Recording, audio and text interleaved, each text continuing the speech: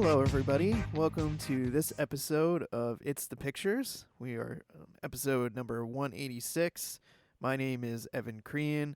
I am co-host of this podcast. I'm co-host of the podcast Spoiler Piece. I am also co-author of your 80s Movie Guide to Better Living and member of the Boston Online Film Critics Association. And I am joined, as always, by my co-host, the man with the plan, Max Covell. Hi, I don't know if I have that long of a list compared to you, Evan. I run the It's the Pictures newsletter. I'm published at Polygon, RudderUber.com, and etc. No, I'm very glad to be on this episode with you once again. It's nice to have something to talk about with movies and everything. I guess Sundance is coming up soon. Have you heard anything about that?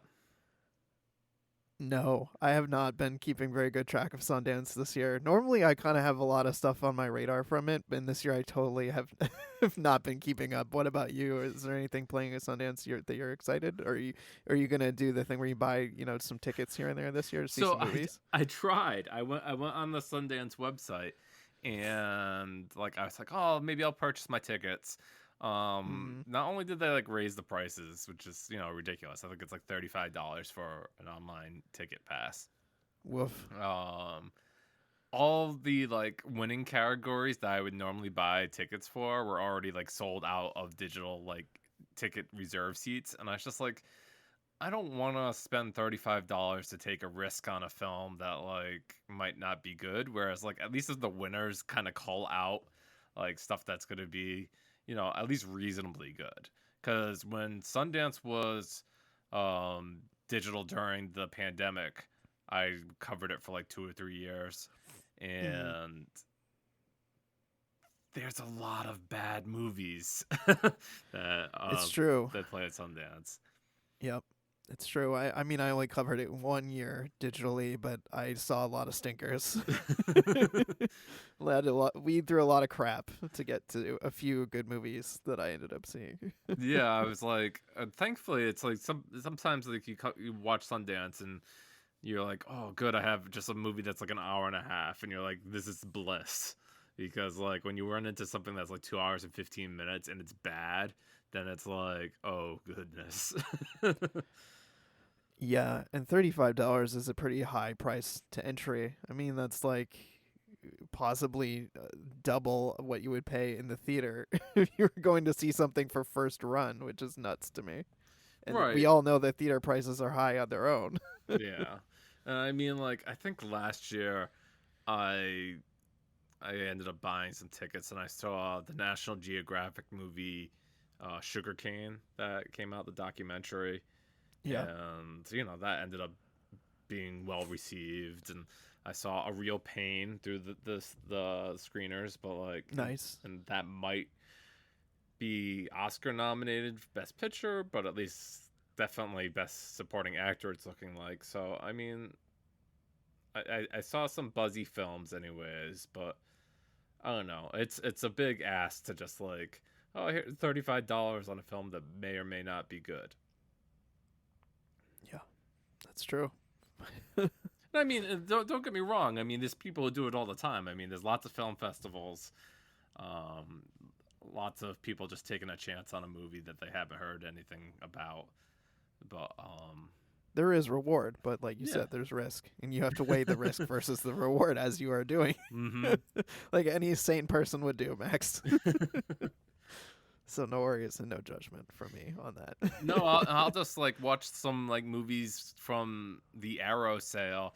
The distributor Arrow of home video has a 50% off Barnes and Noble sale that they run in January, and I think Amazon piggybacked on it a little bit. But I bought I bought Tremors, I bought RoboCop. Ooh, and I bought Demolition Man. Oh, I love Demolition Man. So I've only seen RoboCop, and I thought that movie's brilliant. And then I watched Tremors for the first time, and I'm like, this is exactly what a B movie should be, a B creature movie. This is great. And so I haven't watched Demolition Man yet, but I'm looking forward to it. Oh, so you've never seen Demolition Man? I have not. Oh man, you got to report back to me after you see that because that is a movie. That's for sure. I love it as a cult, classic. Mm. It is just totally nutty on a lot of different levels. Should I watch the Pizza Hut or the Taco Bell version? Apparently, there's like, What? yeah, there's like, I guess like the European version had like a different like Taco Bell as a sponsor Oh, instead. okay. Okay, wait a minute. Now I understand. Yeah. So I don't know if you care to know. It's just it's a plot point in the movie that Oh, all restaurants have become Taco Bells because there was some type of fast food war in the past, and so Taco Bell was the victor, and so like fancy restaurants are now Taco Bell. So I guess in the European version, Pizza Hut is the winner of the yeah, fast food wars, which is ironic because they're owned by the same company. you're right. That's so funny. Oh man, yeah, I'm definitely gonna need a play by play when you see Demolition Man because I love it, but it's kooky. It's a very Oh, sure. silly '90s sci-fi action movie. That's what I kind of needed, Evan, because I felt like I didn't want to watch like movies that much after Oscar season, while Oscar season for us was watching all those screeners, and I was just like, Right. I need something dumb, and I'm like, these type of movies kind of like fit the bill of that for me. Look no further than Demolition Man if you're looking for dumb fun. Oh man, I'm thrilled. I'm thrilled to hear this news. Shall we talk about our topic for the show and then jump into some news? Sure. Well, what's our topic, Evan? So, this episode, we're going to be talking about our most anticipated movies for this year. We'll get to them in a few minutes, but we're basically just kind of run down different film genres and talk about the movies that we're excited about for this year. I know there's definitely some overlap between our lists, but then there's also some. I think you'll probably hear a little bit more from me in the horror category since that's more my wheelhouse, and you probably hear more from Max in the prestige category. That's a little more his style of movie than mine, but I think it'll be fun. So we'll get into that in a minute. But we had a few items to talk about, and first wanted to mention the passing of David Lynch, beloved filmmaker, musician, artist, kind of. I don't know how to describe him. Jack of all trades kind of guy, very beloved by many people in the film community. And yeah, I guess he had recently passed away, just short of his birthday, which was today, the date we're recording, the 20th, which is a bummer. And I guess he had passed away from complications from emphysema. I imagine made worse by the LA wildfires that are going on, which is very sad. And I've seen a couple of his movies, and I would say they weren't my speed. I was kind of like scratching my head a lot when people talked about how much they love David Lynch. But Max, I know you like David Lynch's films, so I'd love to hear a little bit more from you on your thoughts on his passing and his career. Yeah, and I find like David Lynch it is difficult as a filmmaker, as far as like his movies aren't always the most accessible. You certainly have to like go into them with the understanding that you might not understand them the first time you watch them. Yeah. He has a very specific tempo that he likes, and I remember, Evan, that I tried to watch Mulholland Drive as like my entryway into Lynch because it was such an acclaimed movie, and Yep. Me um too. That was the first movie I tried to watch of his. and I didn't get it. I was like, why do people think that this is so amazing? It's like the kind of, I think like the sensibilities of it at first kind of reminded me of like a cheesy TV drama from like the 1950s, but like mixed with Hmm. like some real uh images and just bizarre oddities. And when you dive into Lynch's filmography, that's exactly what you find throughout his 10 feature films and, of course, Twin Peaks. I guess it wasn't really until I watched Twin Peaks because there was a big excitement for the third season, Twin Peaks: The Return, that played on Showtime, I think Hmm. upwards of like 8 years ago now. And I was like, oh, I guess I'll try Twin Peaks and see what the craze is about. And I think that's when I actually got Lynch, Evan, Mm, is through Twin Peaks, because I he was doing that like 1950s diner style drama, and but with this real like weird edge that made you just like scratch your head. And certainly like the first season of Twin Peaks is much more accessible than what the return ended up being, because of course 25 years had passed. mm, But yeah, I think that if I was telling somebody like that's a really good entrance way, is just to watch the first season of Twin Peaks. Outside of that, of course, I've seen Lynch's version of Dune, which he kind of disowned.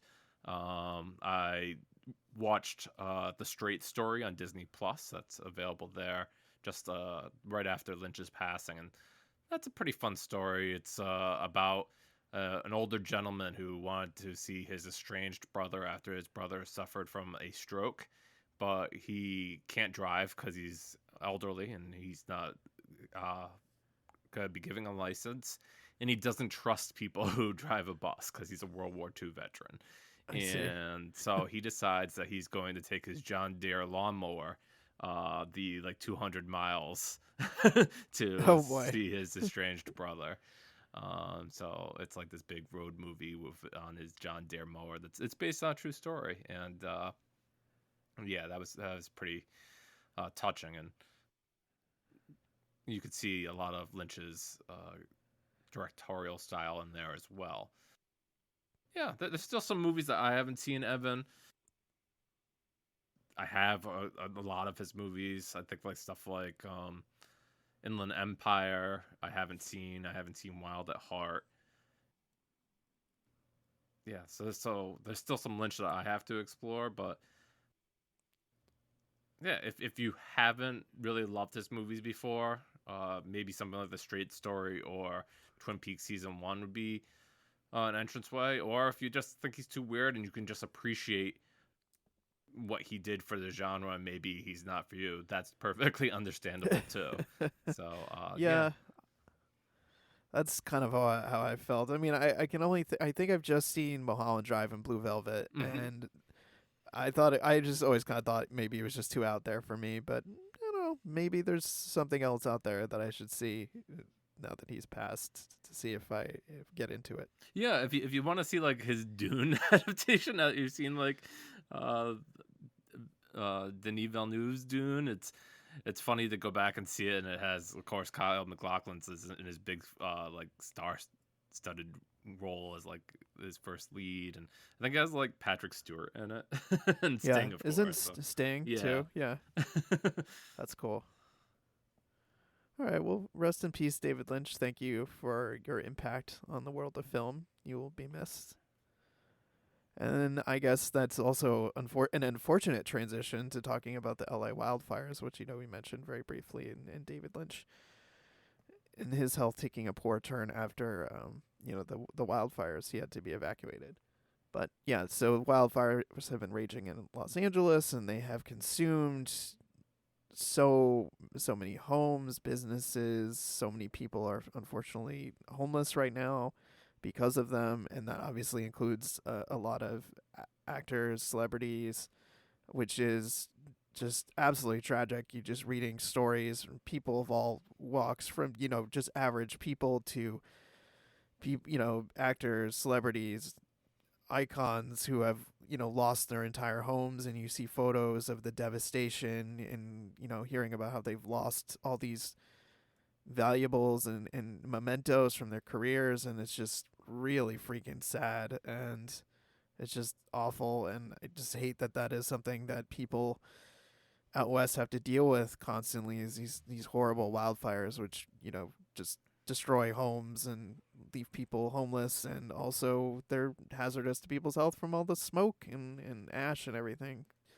So that's extremely sad. Max, did you have any thoughts or Yeah. stories that you heard you want to talk about? Yeah, I've seen like a few videos, and of course, if you watched any news about when the wildfires really started, I'm sure you saw some of the devastation. I know a YouTuber that I used to watch, who was in the technology realm. He said he was at like CES, which is the big technology conference at the start of the year, and he had heard that his house was pretty much caught in the fire, and when he returned, it was just like ash, which is he shot it on video and everything. It was just crazy.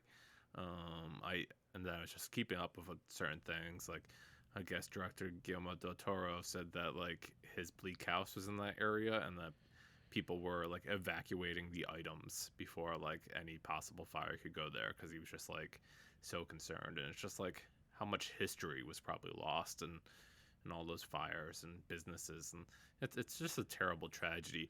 I know, speaking for myself, like I guess almost 15 years ago now, we had some epic floods in Rhode Island, and I was out of my house for like a week due to floods around my apartment, and that was pretty scary. Luckily, the apartment was on the third floor. We didn't lose everything, but um, my heart goes out to all those people who have lost so much in LA during these wildfires. Yeah, same here.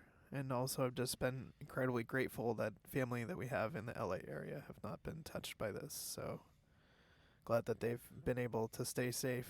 And yeah, that's really sad. And heart goes out to anyone who's affected by the wildfires. And hope people continue to be safe and get resources that you need if you've been displaced or you're going through a tough time.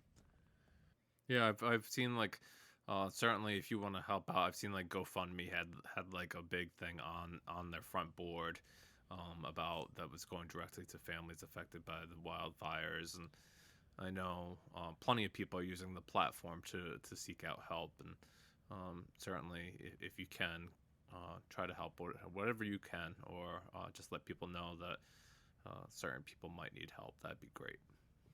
All right, and I guess that brings us to our last news item, which is a little more on the lighter side, I would say, Mm. and it's about Greta Gerwig's Narnia adaptation for Netflix. It's getting a release, an IMAX release, a theatrical run next year around Thanksgiving, or yes, next year, 2026.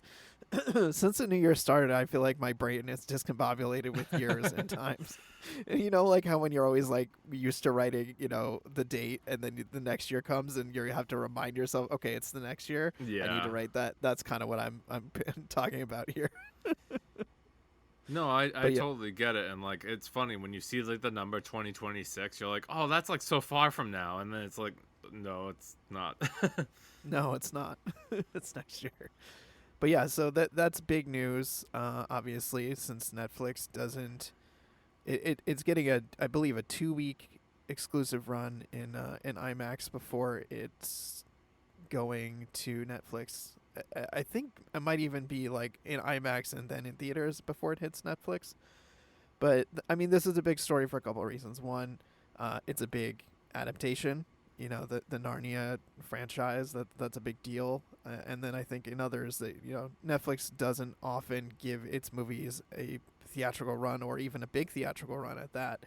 I believe Knives Out got less than Yeah. less than this kind of treatment, and getting it a run in IMAX is a pretty big deal. I think Max, you were saying off mic, this is kind of the deal that someone like Christopher Nolan would get. Yeah. So this is a big deal for Greta Gerwig. It's exciting for her. And Max, did you have anything else you Yeah, it wanted to just add shows about like this? the kind of sway that she earned after breaking all those box office records as the director of Barbie. Mm-hmm. It's great that they at Netflix, they realized that like they wanted to be in business with Greta Gerwig, and um, this was an opportunity. There was some rumors already out there that Warner Brothers has contacted or was in conversation with Greta Gerwig about doing a second Barbie movie, and certainly maybe I don't know if that was used as pressure to get this Narnia deal the way she wanted, or if that's really going to be what she ends up doing after Narnia. But um, we'll see what happens. But for now, we know in 2026 we'll get a Greg Gerwig Narnia movie in IMAX. Yep, that's great. That's good for her. I'm excited if Barbie has helped her kind of launch her career into a new stratosphere. Yeah, because it's like Evan. It's like the female directors. It's like how many you imagine would get that kind of clout? Not many, right? It's just It's um, true. Yeah, I think unfortunately. I think Ava DuVernay had a lot of trouble getting her last movie into theaters when it was like almost buried when Neon acquired it, and um, here she was. She was like Oscar nominated. So Yes, it is very unfortunate the amount of sexism in life and particularly in the entertainment industry, and especially when it comes to women directors and how much harder they have to work to get their projects off the ground, to get their projects the attention that they deserve. And also, they have a much higher bar that they have to meet in terms of success because so many, male directors can get away with making just total bomb after bomb and still get work.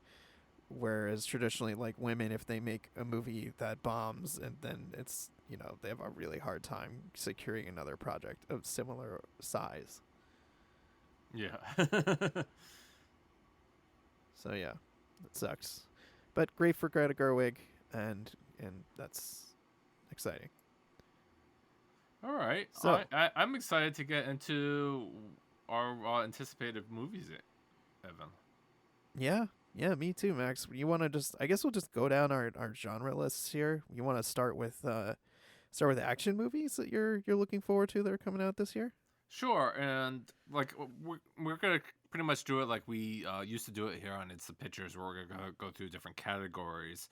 We're Mm-hmm. gonna keep with categories such as action, science fiction, comedy. We've added horror this year because Yep. Evan actually appreciates horror compared to the past co-host, and prestige, wild card, most anticipated, and Evan's going to throw in a separate category for thrillers, which he believes is should be separated from horror movies. Yeah, a slight distinction, I would say. I mean, I think there's definitely movies out there that are exciting and they're very tense, but they're not horror per se. Okay, Evan. Before we separate them, we have to know: is Jaws a horror or a thriller? Oh, I'd say it's a horror movie. I Okay. know that's a much debated point, and Yes. people come down very. I would say Jaws is straight up a horror movie. And I don't even say the like, oh, it's the elevated horror, because I know that term really pisses people off too. It is just a horror movie, and it's an amazing horror movie that I love. Okay. I'm glad we set that as the standard first. Um, and for me, I went with some of the big blockbuster movies, Evan, that are Hmm. coming out for action. Uh, I felt like I had to include Mission Impossible. I think it's the eighth Mission Impossible, The Final Reckoning. After Yeah, after the seventh movie was like my most anticipated of the year that it was supposed to come out, because I guess I loved the sixth movie. I think it was like Fallout or something like that. And Mission Impossible movies always had this like excellent quality where I felt like there was no such thing as a bad Mission Impossible movie except maybe the third one. And I've never seen that one. yeah, like everybody says like Philip Seymour Hoffman is the reason to see it, and I totally agree. Like he's the villain of it. But outside of that, I just didn't really like it. It's directed by J.J. Abrams, but you can listen to the past episode on that and find out why I don't like it. Fair enough. But yeah, Final Reckoning. I still like these high octane action extravaganzas that Tom Cruise does. Yeah, he brings And it. He yeah, really does. I didn't see part one of this, but I do remember watching videos about that insane yeah, motorcycle base jumping stunt that he was doing, and that was just off the chain. yeah. And there's another scene like maybe 20 minutes after that, Evan, that's just as awesome. Where like it kind of reminiscent of Uncharted 2, where he's like trying to climb up a train while it's falling off a cliff. It's just really cool. Oh wow, that sounds amazing. But yeah, I'm hopeful that Final Reckoning is better. I don't necessarily know if it's going to be Tom Cruise's last dance or not, but we'll see. I guess it depends how well the movie does, because the last one was a little disappointment. Uh, but then But Evan, do you remember when that movie opened? It opened the weekend before Oppenheimer and Barbie. Oh So like God, yeah. I don't know what Paramount was thinking, but Yep. um, Maybe not the smartest decision on their part. right. But the one that I really wanted to talk about was James Gunn's Superman, which should set the tone for all of his planned DC Comics uh, run over there. And he said like hmm Superman is pretty much the basis for everything. So Yeah. I'm kind of excited for it. This time around, a actor known as David Corenswet is playing Clark Kent. I'm glad that it's an actor that I don't really know. I think hmm I think I would have been distracted if it was like someone that like I was really familiar with. And this way I could just like kind of watch him grow into that role. Playing Lois Lane is Rachel Brosnahan of the I like her. Marvelous Mrs. Maisel fame. Also, there's Nicholas Hoult is playing Lex Luthor, Ugh, Nicholas and Holt. and you have a lot of other James Gunn uh, familiar faces, of course. Sean Gunn and Nathan Fillion are appearing in roles in this. Yeah. So, Isn't Nathan Fillion playing Green Lantern in this one? no, it says that he's just playing Guy Gardner. I think Huh. I don't know. Yeah, it says that is Green Lantern. Okay, so maybe he is a Green Lantern. Um, Yeah. I think he was originally in the running to play him back when Ryan Reynolds played him, so this is mhm. probably one of those let's give him a A give him big a wink and a shot. nod. Yeah. um, yeah, so I'm excited. They had like a extended trailer come out like right around Christmas time to show like what it would look like. I guess like they have Superman's dog in the film, and he's gonna be a big part of it. I wasn't too familiar with the character. Mm. Um, I saw a funny joke, Evan, which was like, it's 2025, and how we to believe that Clark Kent can like hold a job at this big metropolitan newspaper and like make a living. Um, Yep, that's true. Definitely um, living in comic book world where journalists can earn a living.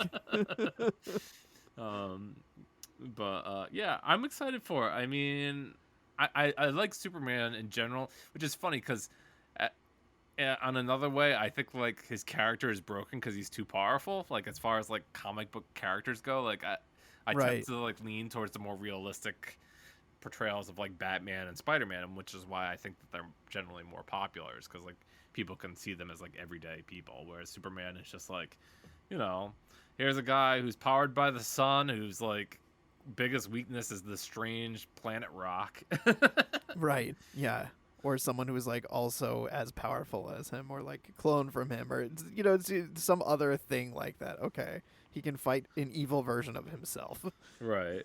Yeah, so I mean like those are the reservations, but like I've always seen him as like this kind of bright, happy light, and maybe the Zack Snyder films kind of diminished that, even though like I think Henry Cavill did a fine job as Superman. I just like Yeah. those films weren't what I expect from Superman. Yeah, I'd agree. I mean, I love James Gunn. I loved what he did for the Marvel movies, so I definitely am coming into this open minded, despite not being a big Superman person, and B, not being a huge DCU person. I, like you, tend to gravitate to more grounded heroes. Like I always enjoyed Batman Hmm. growing up. So I mean, I'm open to see and interested to see what James Gunn is going to bring to the world of DC, and how it may be similar, or in some ways maybe very different from what he was doing over at Marvel. So Yeah, just to refresh our audience, James Gunn was the director of the Guardians of the Galaxy films for the most part. yes, yep. hmm Evan, what about your action films? So there's a few that I'm definitely interested in. I would say probably the two big ones are movie an action comedy called Love Hurts, which is starring Kei Kwan. It's an action comedy, and I'm just excited for him to be headlining a movie after all this time, and coming back into the spotlight with Everything Everywhere All at Once. And the plot summary is that he's a realtor. He's pulled back into a former life when his former partner in crime resurfaces, and then there's a crime lord brother on his trail, and it's good material for an action movie. And I'm excited to see Ke Huy Quan kick some ass and be the lead in something. So Yeah, I think there's a trailer for that one already out there, but that looks pretty fun. yeah, so and Ariana DeBose is also in it with him. It looks like Sean Astin is playing a role in here somewhere. So I think this will be fun. I'm excited for him to headline a movie. And then I think the other, one that I'm pretty excited about that I just learned about is called Cleaner. And it has Daisy Ridley and Clive Owen. And it's about criminals hijacking a gala with taking 300 hostages. And one of them, I guess, wants to mass murder these people. And she plays an ex-soldier turned window cleaner who happens to be outside when all this goes down and decides to jump into the fray. It feels very Die Hard-esque, and I think that'll be fun. I get the sense it would also be a fun movie. It's directed by Martin Campbell, and Martin Campbell's he's of what? Of GoldenEye fame? of GoldenEye fame, yep, and some other movies. So I think Casino Royale, of course, so he's done some Bond stuff. So pretty reasonable. Like he could do a fun action movie, I think. Yeah, I saw some other movies on your list, like Nobody 2. I remember, like I saw the first Nobody at like a drive-in, and it's a pretty fun movie. It's again, I don't think it's like a huge blockbuster type thing, but it was a lot of fun. Oh, totally. Yeah, I remember I was kind of late to the party. I feel like nobody came out and then was like kicking around on demand for a while, and then I don't remember when I finally saw it a while later, but thought, man, this is a lot of freaking fun. Bob Odenkirk, Yeah. headlining an action movie, but being this guy who gets the crap kicked out of him this entire time, and then Christopher Lloyd shows up in it, and it just had a lot of fun. And so yeah, I'm excited about Nobody too. I'm glad Bob Odenkirk is still with us. Remember, he suffered that horrible heart attack, and so Right. I'm glad that he's still around making fun movies and projects. Yeah. Yeah, same here. And then yeah, I think there was one more movie in my action movie list that I heard about. It's a crime drama, but it's our Derek Cianfrance is writing and directing it, and it's stars Channing Tatum as a guy who's a rooftop robber. Hmm. And so I just thought that sounded really cool. I like Channing Tatum. It also has Juno Temple, Kirsten Dunst, Peter Dinklage, Ben Mendelsohn, Lakeith Stanfield. So pretty solid cast of folks. And although I know relatively little about it, I was just kind of thinking, all right, this sounds like a cool movie. Rooftop Robber. I'm on board. All right, should we move on to our next category? Sure. All right. So Max, tell me what sci-fi movies you're excited about. So I haven't heard too much about Maggie Gyllenhaal's The Bride, which is her take on Bride of Frankenstein, or at least of that character. But I really enjoyed her last movie that she did with I think with Jessie. Oh, I forget her name. She's Jessie Buckley. yeah, Jessie Buckley. Yeah, the last movie she did with Jessie Buckley, which was pretty fantastic. I think Olivia Colman also starred in that. But I like the story of the Bride of Frankenstein, and I'm wondering what she does with it. So pretty excited about that. But of course, my most anticipated science fiction was going to always be Mickey 17, from Bong Joon-ho. He won for Parasite as his last movie, the Best Picture Oscar. So this is his follow up to that. And I've read Mickey 7, the book that it's based on. So I'm pretty excited to see his adaptation. It has Robert Pattinson in the lead here, doing a goofy voice, which I've heard this is something that the suits at Warner Brothers didn't really love to hear when they were like, "Oh well, we'll finance this movie if you have Robert Pattinson involved," and then like they probably saw the dailies or something and wondered what was going on in this movie that they're spending all this money on. but the concept of at least the novel and what sees the book that the movie's gonna kind of copy a little bit is that um, this guy Mickey wants to get off this planet, and he doesn't have a lot of money, but the only way that he finds that he can is if he signs up on this exploratory mission to find like other livable planets and what have you. And the job is this idea that he's going to be an expendable, and uh so he can be cloned, and when he dies they'll just make another copy of him. And I see. so in the book it's only 7, but in the movie I guess Bong Joon-ho decided to go with 17 different versions of him, and having him live through 17 different deaths, and the 17th kind of represents the current Mickey version, and what is going to happen with that version that's kind of odd and different, that takes the story in new directions. Yeah, I mean, this was definitely on my list as well. I really enjoyed, Bong Joon Ho's Parasite. I thought that was amazing, and this just sounds really intriguing. I'm also watching a trailer on mute and just saw Robert Pattinson's hand get knocked off by Yeah. something and it just be floating through the middle of space. So it looks a little bit gruesome, but also seems like it's going to be a really fascinating idea for a movie. I know stuff with clones really intrigues me. It's give me a little bit of Sam Rockwell in Moon vibes, which is one of my favorite sci-fi movies. I really enjoyed that quite a bit. So yeah, I'm on board with this one. I see Toni Collette is in it, Steven Yeun, Yeah. who I love.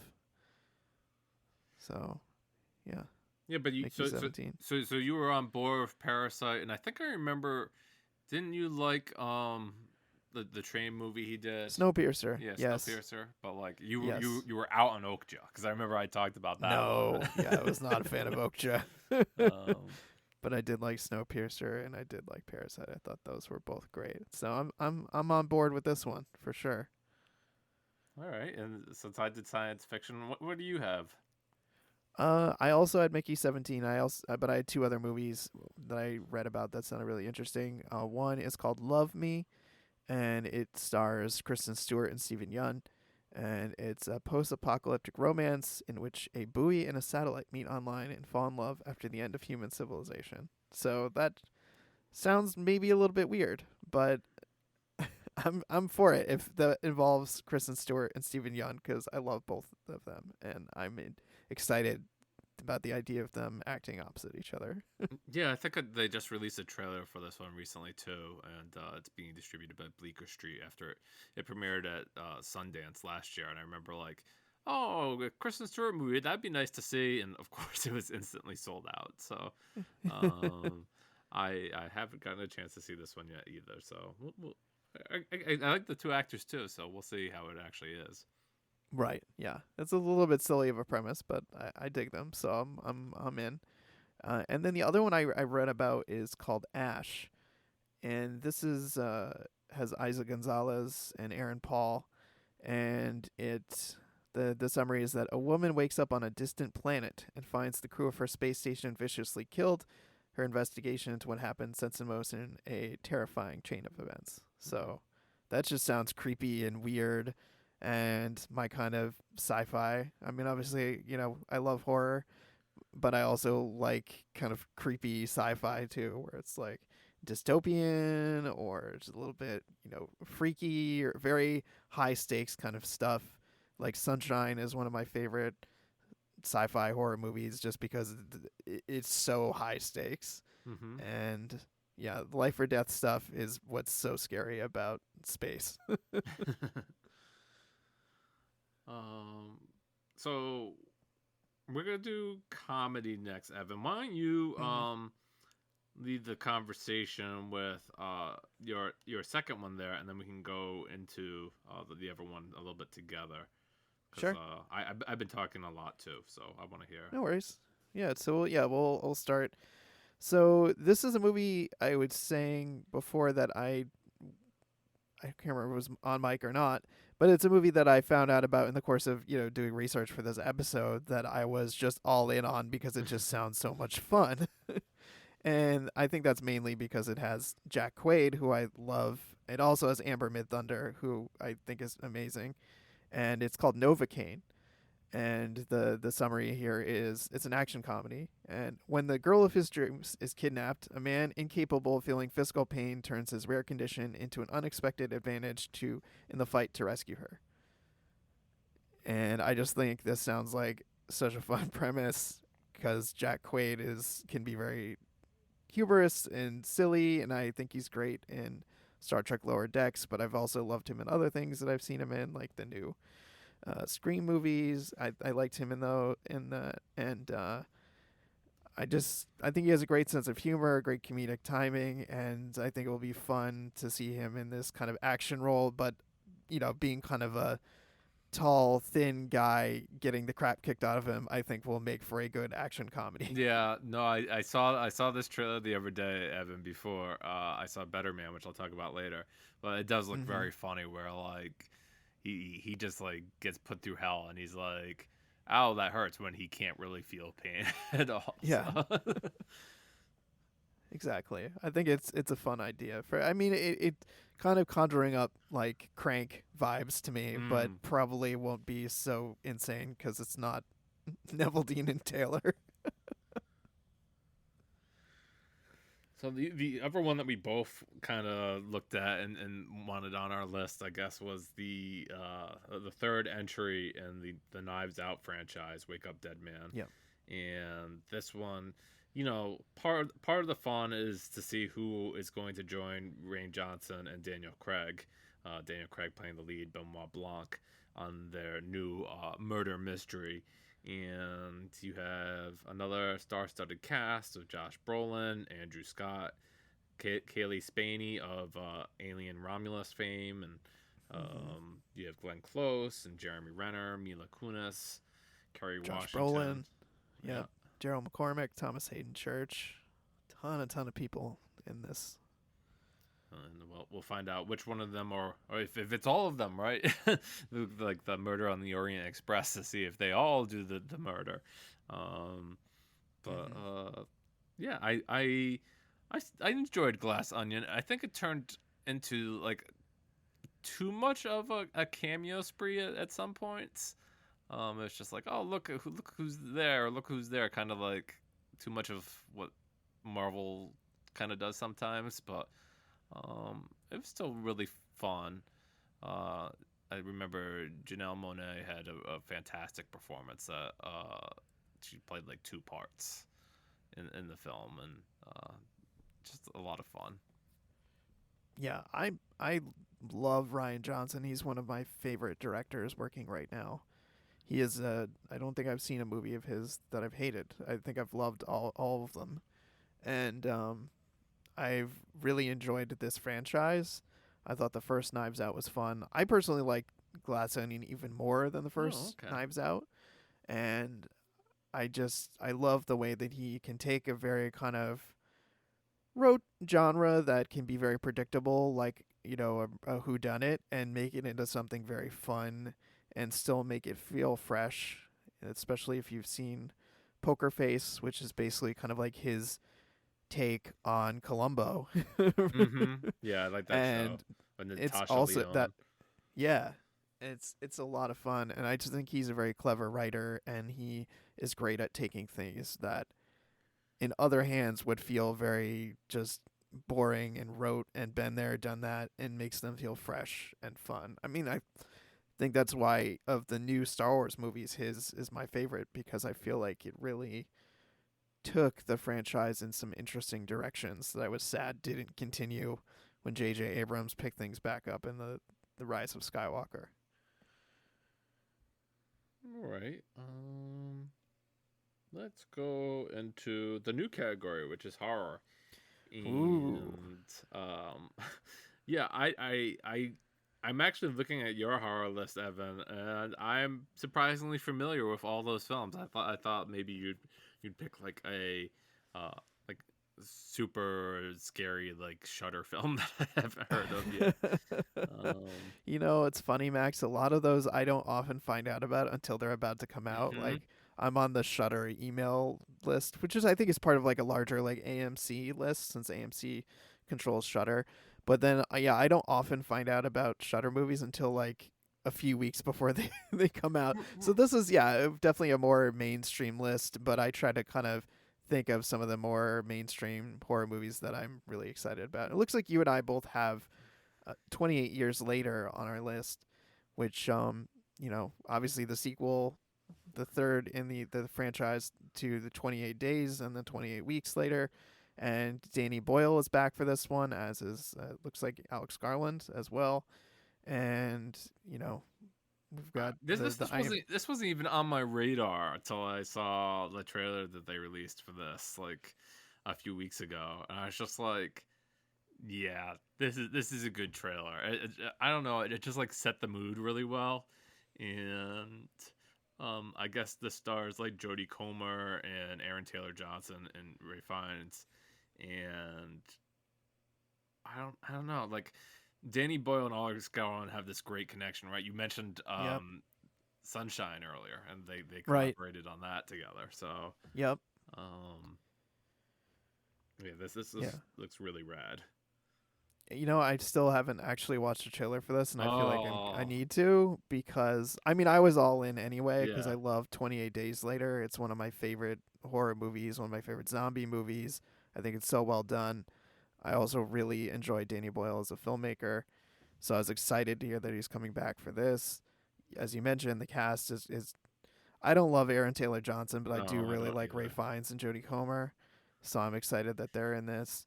And yeah, I'm It's eager kind to of killing see. me. It's kind of killing me that Aaron Taylor Johnson is at like the top of all the James Bond rumors to be like James Bond. And I'm like, I know he's just like he feels like a nondescript actor. He's never been like an actor that I felt too strongly about.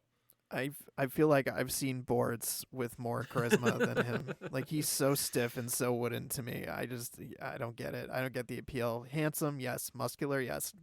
Good at acting, no. Screen presence, no. I don't get it.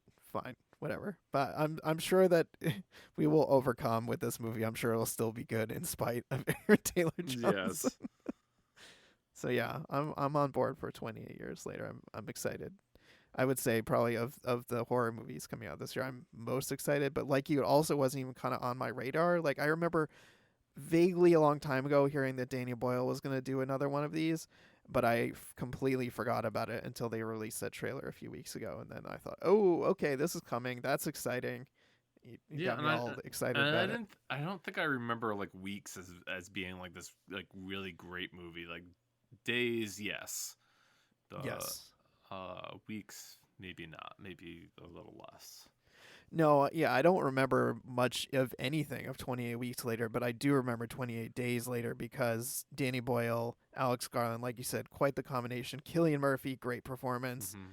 So, yeah, big fan Yeah, of and the. it's funny. Like, don't like. I guess it was hard to find a version of 28 Days Later to watch for a while, and like in December, Sony made it so that you could like purchase it digitally for the first time in a long time, and Mm-hmm. just don't expect it to look very good because it was recorded purposefully, like on like a like very archaic camcorder. So it's not a movie that's ever gonna look great.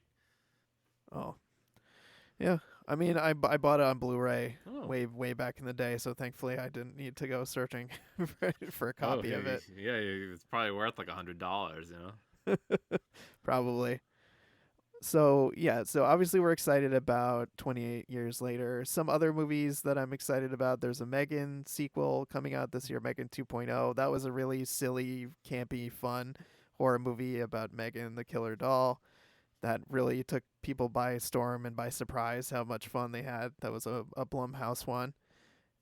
Steven Soderbergh has a horror movie out called Presence, and in addition to just loving Steven Soderbergh as a filmmaker, I mean the guy wears so many hats as writer, director, cinematographer, editor. He's like great. He's so good, and he's making a horror movie, and I love that the horror movie is told from the perspective of the ghost, Yeah. which sounds like it's going to be really interesting to watch. So Presence, that's about to come out, if not already out as of Yeah, I the think time of it's this out in like a recording. week or two. Yeah. So there's that. And one of the other movies that people are talking about a ton is The Monkey, which is written and directed by Osgood Perkins, who's adapting a Stephen King short story about I think it was like a killer toy monkey, I think. Yeah, the ones with the uh, symbols. yeah, so twin brothers Bill and Hal find their father's old monkey toy in the attic. Series of gruesome deaths start. Siblings decide to throw a toy away and move on with their lives, growing apart over the years. I think I've been hearing a lot of buzz about this one. It has some pretty great people in it too. I'd see Elijah Wood and Tatiana Maslany are in this. Theo James.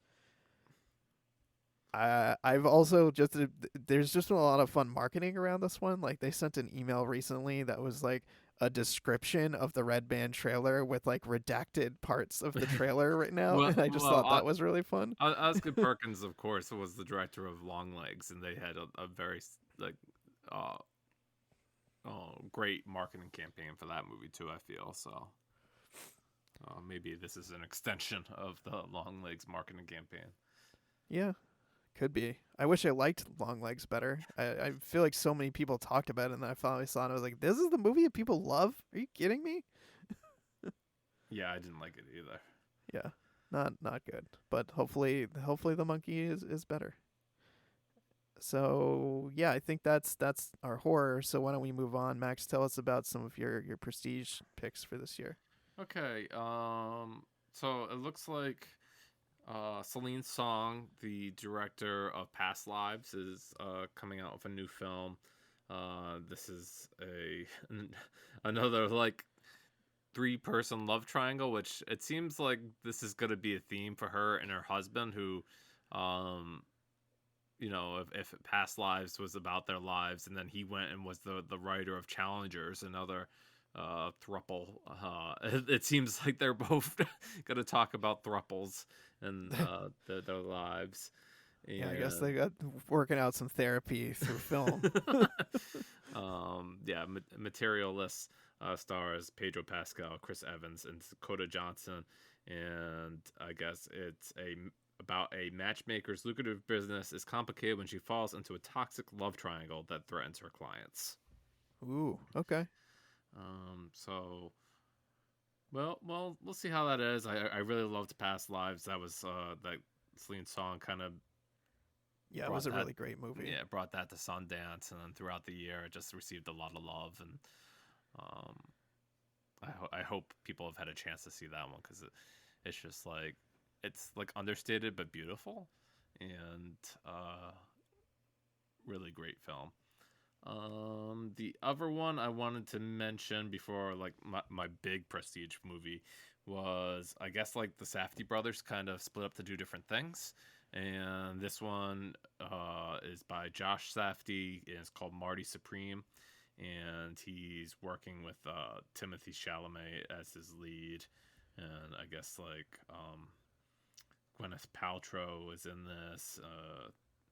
Abel Ferreira, Tyler the Creator, Fran Drescher. So just like almost like what you expect. Like Uncut Gems had like a kind of weird cast. I thought this one does too. There's not much about this movie. According to IMDb, the plot is under wraps, but I'm looking forward to seeing it. I guess his brother was working on a movie called The Smashing Machine that's also going to be coming out this year, where it stars Dwayne Johnson and Emily Blunt, and it's the story of mixed martial arts and UFC champion Mark Kerr. And there's like a set photo from the movie out there, and the makeup that they put on Dwayne Johnson kind of makes him look like unrecognizable. So yeah, I guess the Safdie brothers split up, and they maybe we'll have movies from both of them this year. But the one that I probably am most anticipating as like a prestige movie, or at least what I view as a prestige movie, maybe like The Green Knight was a prestige movie for a lot of people, is David Lowery's new movie. It stars Anne Hathaway, Jessica Brown Finlay of, I believe, Downton Abbey fame. I think that's where she's from. and Hunter Schafer. No, Jessica Brown Finley. No, she's not from. Yeah, it said she was in Downton Abbey. Okay, she looks different from what I remember. But yeah, I don't know. I'm a big fan of David Lowery. I thought The Green Knight was terrific. I also enjoyed his Pete the Magic Dragon adaptation. I liked A Ghost Yeah, Story. that was good. Pete's Dragon. That was good. Yeah.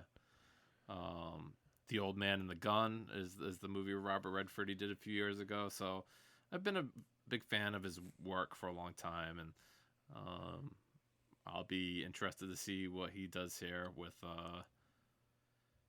Anne Hathaway. So I guess there's like one set photo or something, and apparently it's under the genre of costume drama, epic in music. So we'll see what it ultimately comes into as the year goes on. And I don't know, Evan. Like, it's tough to figure out like where these movies will like first show up, and like if David Lowery is like, oh, maybe they'd be, if it's done, will it be ready for Cannes? That there's other people who are far more into theorizing where movies will actually make their first appearance than me. It's like, oh, if this one's done, then yeah, sure, he'll want to show it at Cannes first. um, if not, then if it's ready, you'll see it at the fall festival, I'm sure. Yeah. Yeah, I was just looking through and I was having a hard time coming up with a prestige movie, and embarrassingly I looked at one that was the same title as another movie, so I didn't realize it was not, it was a movie from another year, so that wasn't correct. Oh, here, But I I thought you had there was could be a remake of that movie that you had.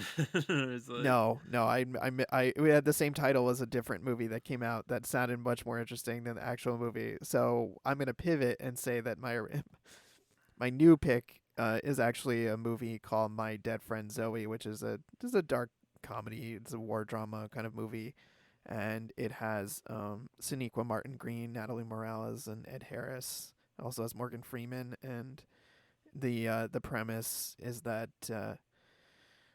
engaged in a mysterious relationship with her dead best friend from the army, a female Afghanistan veteran comes to dead with her Vietnam vet grandfather at the family's ancestral lake house. And so I love Sonequa Martin Green and I love Natalie Morales. I think they're both great, and this seems like an interesting premise for a movie. So this is my pick for my prestige movie. Maybe not like the most classic prestige movie, but I feel like when it comes down to war and trauma and kind of maybe some, I would say dramedy, this could be ripe for a prestige, you know, prestige outing. If we're talking like weepy performances and serious conversations between characters. well, Evan, one of the things that we used to do that we enjoyed was to look back at how these movies did, or if we ever saw them. So next January we'll have to see where these ended up, and if some of them actually ended up as wild cards or prestiged or or lived Yeah, up to our expectations. that'll be fun. I'm on board with that. Okay, our next category is wild card movies that we aren't really sure if it will be good or bad, and Evan and I both picked the same wild card. Yes, we did. Yep. Apparently, there is going to be a third Tron movie. This has Yep. been long in development, Tron Ares, and I don't know, like, why now, Evan? Like, maybe they're trying to bring like the Tron Light Cycle ride to like Florida, and they're like, oh, we need another Tron movie so people know what this Yeah. is. Exactly. Could Um, be. Could be. I don't quite know why they're bringing it out now, but I do love Tron. I think it's a really awesome sci-fi movie, and I was one of the people who actually liked Tron Legacy. I don't know about you, Max. yeah, Were I you like Tron in that Legacy crew? fine. Yeah, Yeah, and the Daft Punk music takes it a long way. it does. Yeah, but I feel like it got a lot of unnecessary hate for. being what I thought was actually a pretty solid sequel to Tron and a pretty decent sci-fi movie on its own. Yeah, and the cast for the new one doesn't really like inspire me all that much. I mean, it does have Greta Lee. I don't know what kind of role she's gonna have. I guess we were just talking about past lives, so that's fun to Yeah, see her in this movie. Jodie Turner Smith, Gillian Anderson. They say Jeff Bridges will be involved. I don't know to what capacity, right. and Yeah, but they've said Jared Leto is pretty much the lead of this, and that is probably where we both agree is a wild card. right. Yeah, that's the biggest knock against it because I don't love Jared Leto. I hate that his off-screen personality has become to dominate so much of his aura around movies and being just kind of a nut. I think it's Yeah, really overshadowed whatever acting he does, which I think at times has been quite good and at times has also been just absurd. yeah, and the director of Tron Ares, Joachim Roning, really got his start directing Kon-Tiki, but since then he's been almost like a director for hire for Disney, having directed Maleficent, Mistress of Evil, and I guess the most recent Pirates of the Caribbean movie in 2017. Um, so I mean that doesn't really inspire me all that much. It says here that he was the director of Young Women in the Sea, which is a movie that played on Huh. Disney Plus in 24. And I guess Oh, was that the Daisy Ridley movie? yeah, and I think like that's like his most like appreciated movie here on IMDb. But Huh. we'll see how it I goes. I saw Kon-Tiki and I thought that was actually really good when I Okay. saw it way back in the day. Mm-hmm. But But yeah, I, yes, I like truly a light wild card cycles, choice. fr- light frisbees. Yeah, that's all cool. I think like they announced that like when they were announcing like that it was definitely coming out that they wanted to make sure people knew like there'd be good music with it because Tron Legacy had Daft Punk do the score and that has been like truly memorable to score. I think I own it on vinyl.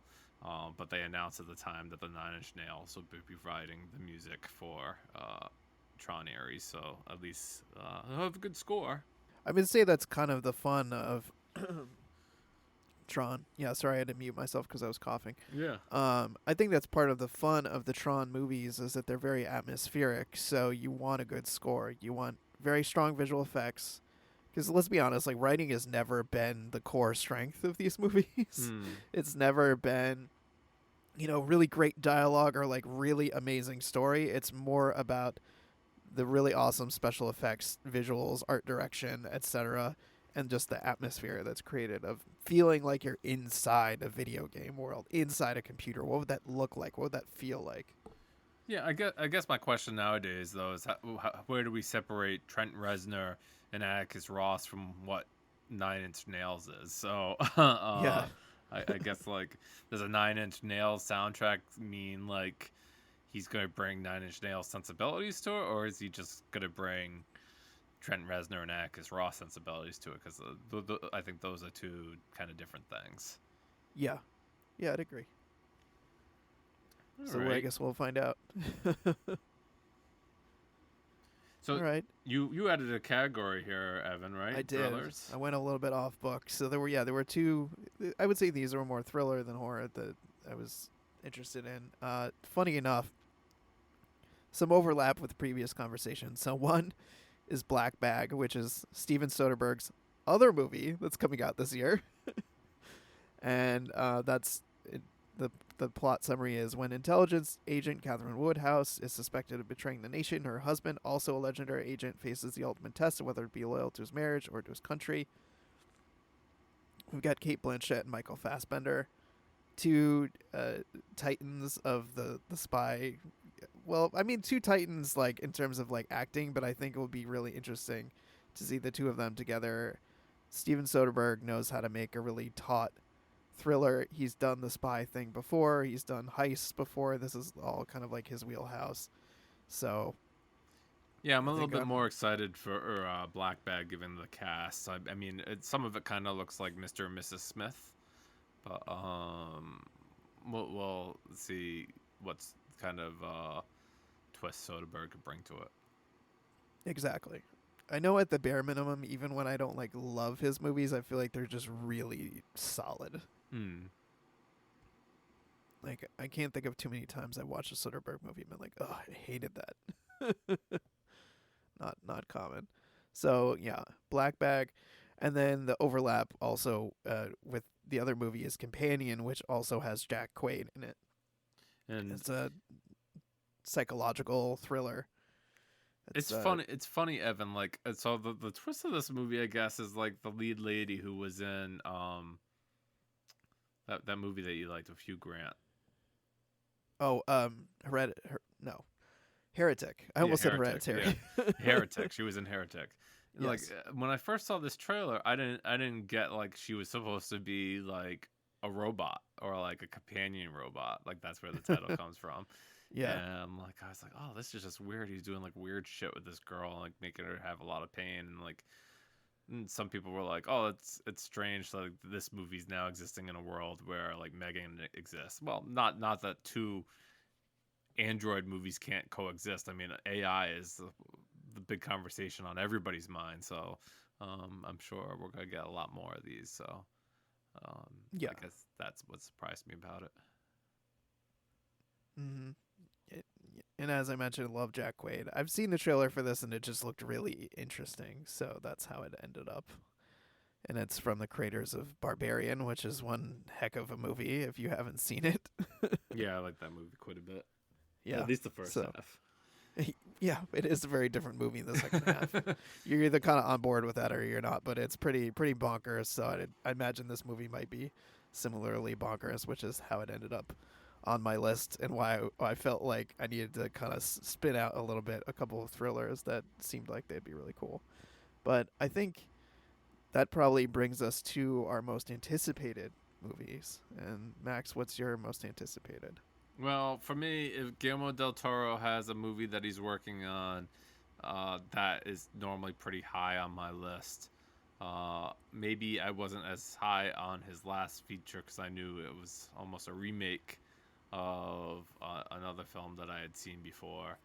But this time it's also a remake, but with his sensibilities, I think it makes a lot of sense where Guillermo del Toro is making his own adaptation of Frankenstein. Yes, we're getting two Frankenstein movies kind of in 2025, potentially. Like you do. Like you do. Every year there's at least, two big movies that are adaptations of the same exact thing. Like clockwork. Yeah, so in this one we have Oscar Isaac playing the part of Dr. Victor Frankenstein. You have Christoph Waltz playing Dr. Pretorius, who, if I remember correctly, Pretorius didn't actually show up to Bride of Frankenstein in the classic versions. So it'd be fun to see that character show up here. You also have Jacob Elordi, who is going to be playing The monster. Frankenstein. Yeah, Frankenstein's monster. You have Mia Goth in a role as Elizabeth. Some other great character actors like Bern Gorman is in this, and Yeah, David what a creep. Bradley. He always plays such a creep and he just looked so creepy. Yeah, so I know that Guillermo del Toro likes to shoot in Toronto a lot, and I think he's been shooting there. And should this be done this year, it again with the tie to Toronto, I'm sure he'd want to play it at TIFF. We'll um, we'll see what happens. I'm excited and I'm hopeful that Del Toro can finish it this year. Um, but again, I don't know what the project, how far along the project is, and these unfortunate LA wildfires. Of course, I mentioned Del Toro had to move a whole bunch of stuff, and hopefully he didn't get displaced. So whatever comes to pass will. But I am looking forward to his adaptation of Frankenstein. And actually, no, Yeah. Del Toro's last movie was Pinocchio, which I thought his adaptation of that was pretty good. Another remake, but I was speaking more along the lines of his like film noir remake that he had. Oh yeah, the one with Bradley Cooper. Yeah, Yeah, I was not a fan of that one. But yes, Pinocchio I also did. enjoy. So we know that Guillermo del Toro likes his monster movies. So A boy I'm and his on. monsters. Yep. Yep. And then I guess that brings me to my most anticipated, which I know this was a movie on Max's list. I think you had this in the wild card category originally, Mm-hmm. Max, right? Yeah. Which is the new adaptation of The Running Man, which is coming out this year. It's written and directed by Edgar Wright. It's based on the Stephen King story. I believe this was one that Stephen King wrote under his pen name Richard Bachman. I believe that's his pseudonym. And obviously, big shoes to fill because this originally was adapted with Arnold Schwarzenegger in the 80s. And you had, Family Feud host, Richard Dawson as the villain, the dystopian nightmare, game show where people are fighting for survival. They're convicts that are thrown into this TV game show where they have to fight. They're given no weapons. They're thrown into an arena and they have to fight their way past these crazy killers with all kinds of insane weapons, flamethrowers, electricity, knives, all kinds of good stuff. And this time we got Glenn Powell in the lead role playing Ben Richards, and it looks like Josh Brolin is playing Killian, the host of the game show, and I'm seeing there's Katie O'Brien's in this, Lee Pace, Coleman Domingo, William H. Macy, Michael Cera. So really interesting cast of folks that are in this. And I love Edgar Wright as a filmmaker. I also can't think. I wasn't really into Last Night in Soho, but I usually very much like his sensibilities, especially when it comes to action, in terms of editing, choreography, things like that. So I think Yeah. for I think me, Last Night in Soho was like the only movie that I really disliked of his. Like I'm looking at like his filmography, and I like the Cornetto trilogy. We talked about those, right? and I like Baby Driver, despite all the people who are in it. Then I mentioned the Sparks Brothers documentary recently, and I loved that. So Yeah. So this is my most anticipated because I didn't even realize it was coming out until we were putting together our lists here. And then I saw Running Man. Okay, love that movie. who's Was a doing big it? fan. Who's doing it? Edgar Wright. Okay, yep. This has now become my most anticipated movie. Let's see Edgar Wright take on the Running Man. I'm really fascinated to see what he's going to do with it. Yeah, it's Glenn good. Powell, I like, but I don't know how excited I am to see him in the lead role. But this rest of this cast is really interesting to me. It's funny, like the tagline says the futuristic United States of 2025 when the world has become a dystopia, and I'm like, by the time this comes out in November, I'm sure it will be very topical.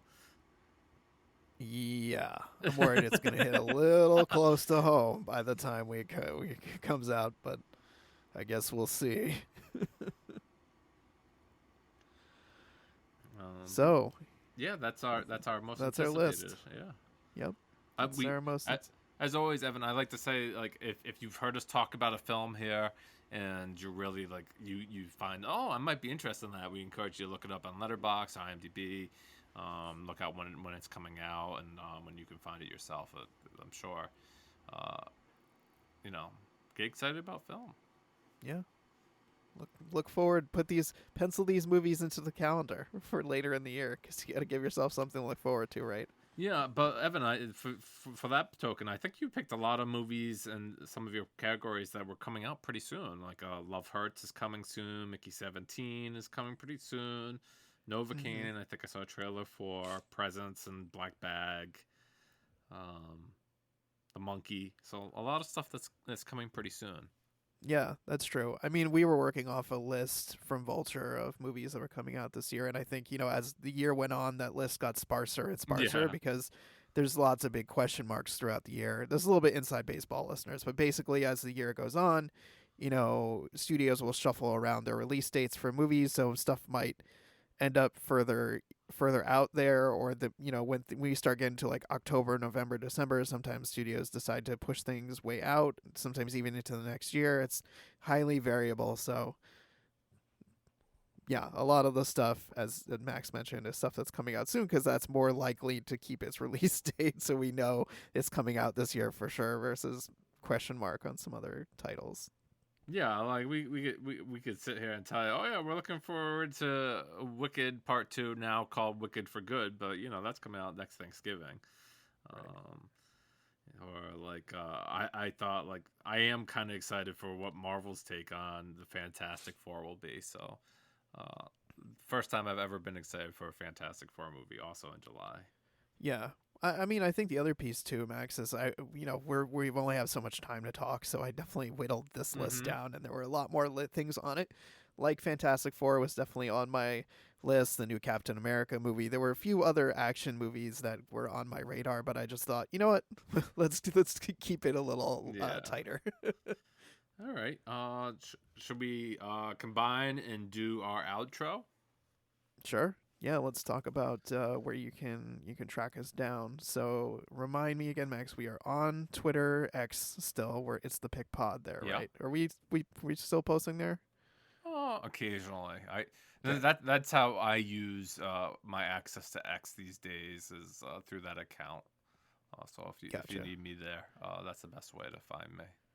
Right, and we are of course over on Blue Sky, which is Yeah. probably where we're doing the majority of our posting. So we're over on Blue Sky. You can find us there. We're just it's the pictures there, right? Yeah, I think so. It's Or the you, Pick Pod. Yeah, same. yeah. It's the Pick Pod at Blue Sky. So you can find us over there, and we're on Threads too, right? Yeah, we're on Threads. I had a Threads account for the podcast, Yep. as It's well the as pictures Instagram. for that one. Match up with the Instagram. So yeah, where it's the pictures on Threads and Instagram, where it's the pick pod on Blue Sky and X. And then you want to tell folks what's coming. We also have a great newsletter that Max puts out. He's got a lot of really interesting things that he's talking about there, fun, exclusive interviews and articles and all kinds of good stuff. And Max, what we have coming up for Yeah, the Substack? more recently, I did a recap of some stuff that I've been seeing lately. I talked about the Wallace and Gromit feature that's on Netflix. And then I also did a post on some of my favorite film discoveries from last year, stuff that didn't necessarily premiere in 2024 but came out earlier, and found a lot of great movies and provided places where people could find them if they were interested by the stills or wanted to look into them more. Good stuff. And then where else can people find you on social media, Max? Yeah, I'm at MH Colville or at maxcolville.com on Blue Sky. I guess I have the Letterboxd account that you can find me. Those are probably the two best places. You can email the podcast at itsthepictures@gmail.com if you'd like. Let us know what you think. You could also review us on Spotify, Apple Podcasts, wherever you get your podcasts. If you want to listen to on YouTube, of course, that's a great place too. Please review us, like the podcast, share with other people, comment. We love to hear from people who are listening to the episodes, and would love your feedback. Thanks. Yeah. Yeah, I'd love to hear from you. Send us an email, like Max said. Rate us, review us, tell a friend. That doesn't cost anything, but it Mm-hmm. helps us immensely if you tell friends about the show. And as Max mentioned, we're also on YouTube, and I think more people are starting to find us there, which is really exciting. Yeah, And absolutely. then for me, in terms of where you can find me, I'm on Twitter, Instagram, Letterboxd, Blue Sky, Threads. I'm Real Recon in all of those places. That's real as in film real. And then you can also hear me every week over on the podcast Spoiler Piece Theater, where we're talking about new releases. Great. Shall we move on to our what we've been watching next? Sure. Looks like you had a couple things that you've seen recently, so tell us what you've been watching. Yeah, so earlier when I was mentioning the Arrow 50% off sale, I mentioned Tremors, and I didn't know much of anything about it other than like it looked like a big creature feature from like the early 90s. And then like the movie starts rolling and it has Kevin Bacon in it. And I'm like thinking to myself, oh, I don't really like Kevin Bacon. What have I bought here? Nice. As the movie goes on, I was just like, oh, all right, he's good in this. I could totally see him as this role because him and another actor kind of they're out in the middle of nowhere in the Midwest, and they're like handymen that do any odd jobs, and all of a sudden there's like tremors in the earth. It's not very common for that area to have those, but like there's like these big like tentacle creatures underneath the ground that like uh, follow you due to your movement, and they have been just like annihilating the desert, the small civilization of the town. They realize they can't get out because they've been trapped by whatever road, and so they have to try to survive. And it just has a lot of really clever things that are fun. There's this scene where they realize they can't walk on the ground, so they have to make like almost like Like the floor is lava. yeah, almost like that, but they have to be like uh pole jumpers, and they have to use these Huh. giant poles to like jump from one rock to another so that they're not making vibrations on the ground. I'm like, oh, that's kind of cool. And it's also very convenient that there's big enough rocks that are close together for that to work. Hmm. Um, it has a great cast of characters, and I had a lot of fun with it. And that's available from Arrow if you've never seen it and want. Someone told me that like I was looking for these movies that were great 3-star movies, and they were like, "This is the best like 5-star, 3-star movie you could watch." It's like you'll have a great time with this, but it's not like high art. I was like, It "That's definitely has a exactly." cult following, that's for sure. I've never seen it, but I know it has a very strong cult following, and I know they made a bunch of sequels. Didn't they make like 4 or 5 Tremors movies? Maybe I know like Arrow also carries Tremors too, and I don't think I'm gonna go down that road, but this was fun. The other movie I watched was one that's been playing in a lot of theaters, Evan, and one that I was really excited to see, but maybe I was the only person in America excited to see it because it's been a catastrophic bomb. And that is the musical Better Man, which has a CGI monkey instead of the European pop star Robbie Williams. Basically, a biopic on Robbie Williams' life and career, but using a CGI monkey in place of him.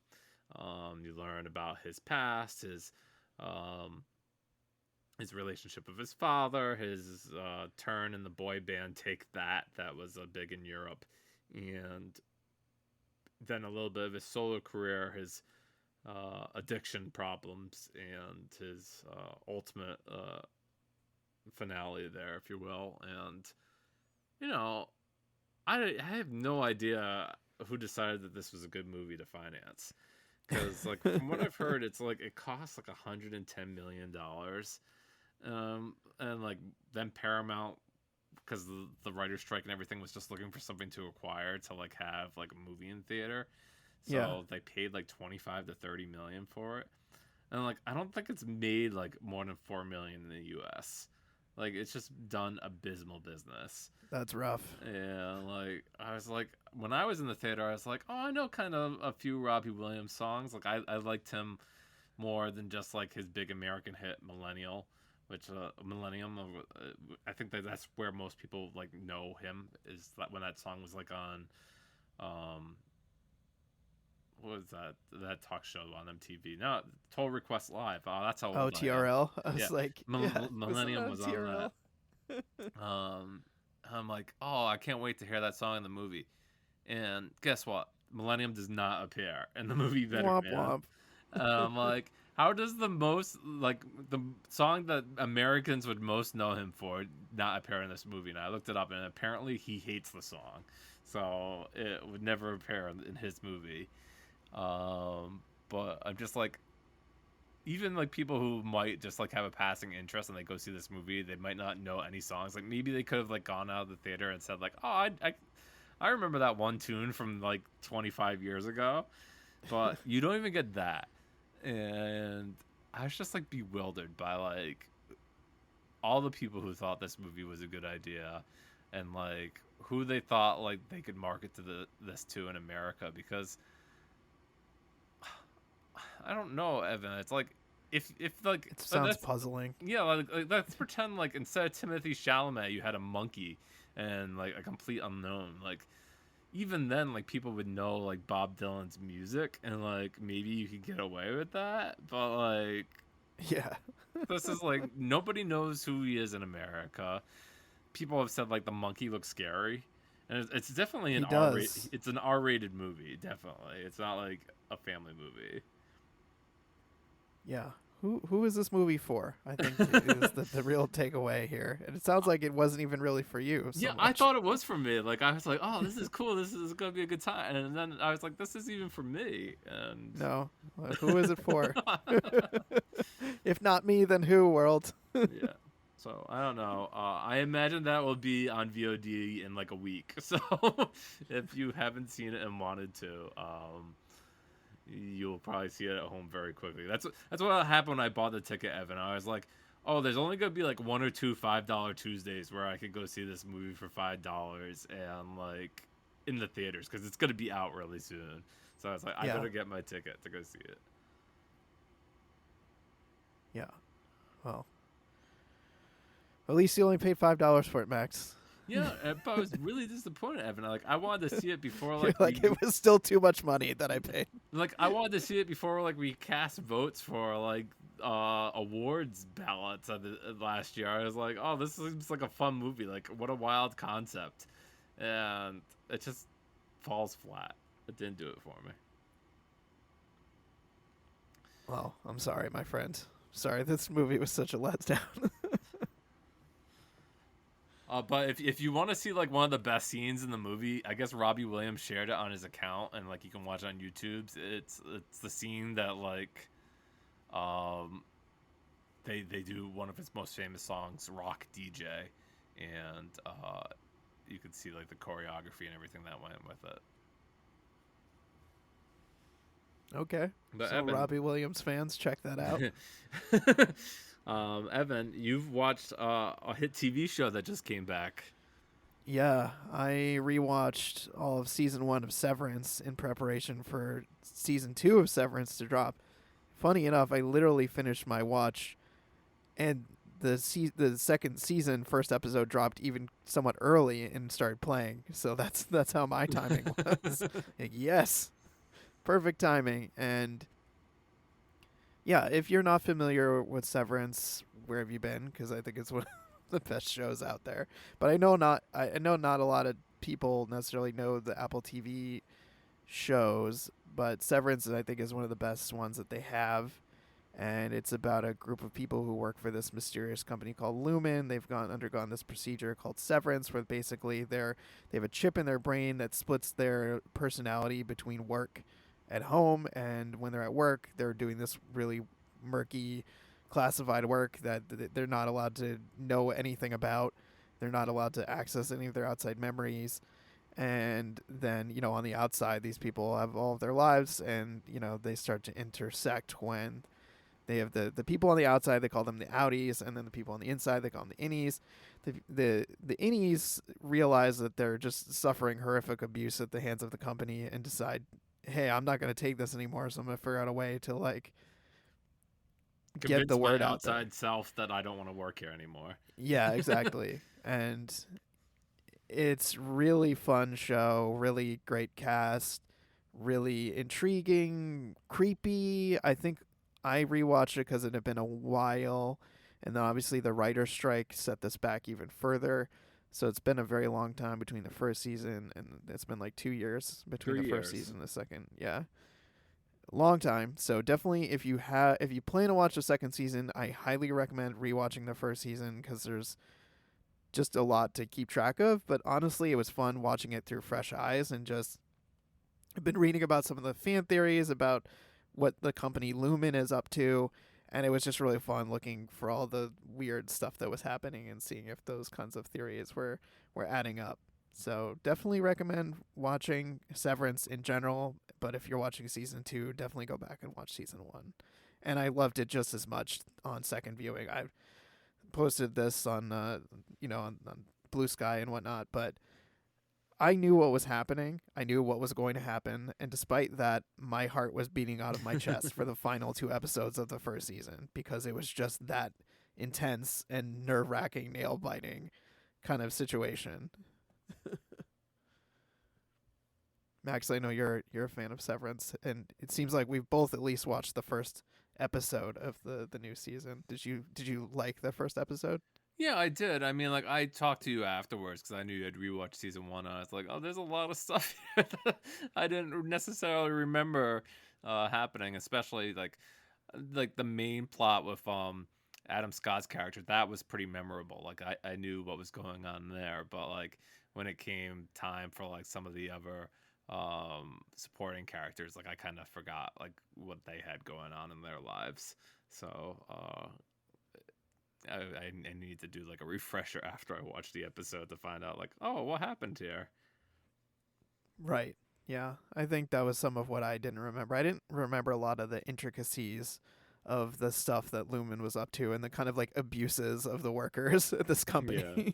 Those were the things that I didn't remember so well.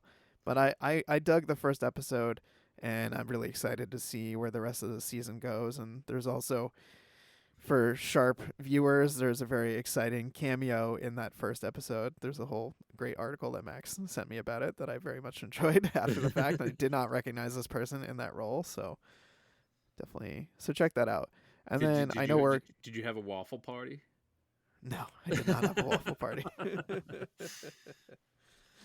No. That is one of the perks in the show, listeners, is that you can get a waffle party for doing well at your job. And it's weird. It's just as weird as it sounds, but imagine that but weirder. Cuz that's all this show is, just weird, creepy stuff. And the other thing I wanted to plug is I saw a movie last week called Night Call, which is a thriller. It's a Belgian thriller that was just really, really good, really taut, really fast paced, really intriguing. It's about a locksmith, a guy who's like a student and he's a locksmith, and this woman calls him to open up her apartment, and then she's like, okay, she's being kind of squirrely, and she's like, okay, I gotta go, and then she leaves, and it turns out that she stole money from there, and now he's kind of left holding the bag. The guy whose house it is comes home, there's an altercation, there's a crime boss whose money it is, and it's one of those one crazy night where you're, up to your neck in it kind of situations, and he has to prove his innocence and get the money back, otherwise he's dead meat. And just, I was totally about it. It was so well done, really tense, really fast paced. The lead character is very resourceful, and he finds himself in all kinds of situations, and he manages to think his way out of them. So I just wanted to give that a plug. That was called Night Call? Yeah. Mm-hmm. Right. And I think it's in some theaters, but probably you'll be able to find it on demand. So I know, just wanted to give a quick plug for it because I enjoyed it so much. All right. You want to send us out, Evan? Yeah, sure. So this has been our episode on our most anticipated movies of this year. It's been a lot of fun talking with you about what you're excited about, Max, and will be interesting to see how this all plays out this year. So, listeners, as always, thank you for tuning in. Thank you for joining us. Feel free to reach out to us. Love to hear from you. And we'll see you in the next episode. All right. Bye, guys.